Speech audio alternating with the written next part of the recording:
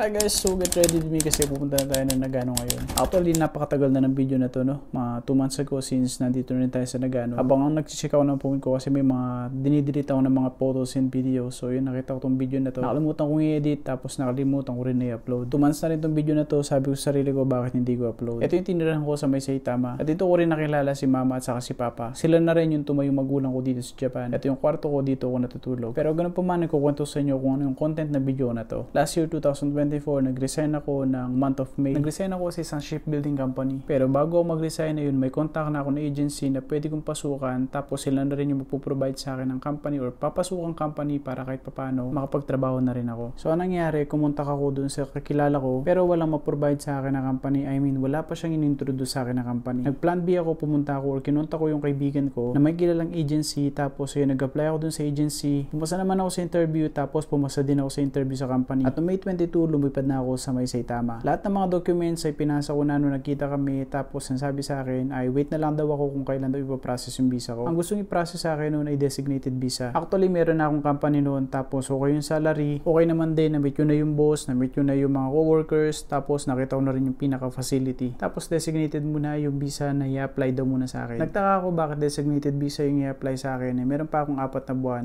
para may process yung pinaka-visa ko as SSW. So nangyari yung kinausap ko yung company, kinausap ko yung agency. Sabi ko na hindi ko na itutuloy yung application ko sa kanila. Hanggang sa okay naman, wala naman naging problema. Tapos ang nangyari yung kinontak ko naman yung plan A ko. Ang nangyari yung plan A ko naging palpak din. Nung unang alis namin, nakala ko interview ko pero hindi pala. Papasa pa lang pala yung mga resume ko at mga documents ko dun sa partner nila. Tapos yung partner nila ipapasa din yung papel ko sa kung saan nila pagpapasahan. Akala ko yung alis namin na yun, punta namin yun para mag-interview dun sa isang company. Pero hindi pa pala. Tapos lumipas yung nakaraan yung araw, lumipas yung linggo. Maraming mga salita, maraming mga alibis. One time pumunta kami sa Yokohama tapos akala ko company interview na yun. Pero pagdating namin doon, anong nangyari, hindi pa pala mismong company. So ipinasa ulit yung mga papel ko tapos yung tao na yun magpapasa ulit ng papel ko para sa mga facility. So nangyari, wala talagang company na mapapasukan. Hanggang sa dumating kami sa isang interview, ibang interview naman yung pinuntahan namin. Akala namin okay na, sinabi kasi sa akin okay na, nakasettle na lahat. Pero ang totoo, wala pa naman. At umabot ako ng ilang buwan, umabot ako ng 5 buwan sa bahay ko kung saan ako nagstay. Ang nangyari, wala talaga may bigay sa akin or wala talaga ma-provide sa akin ng company. Hanggang sa kinontak ko na si Ma'am Erlinda, siya yung boss ng IPS hanggang sa dumating sa point na tinulungan niya na ako, kinontak niya na kung saan yung company na meron ako ngayon. At ito na ang aking company. So, lesson learned, iwas tayo sa mga tao na masalita. Bago tayo mag-resign sa mga SSW dito, make sure na planado lahat,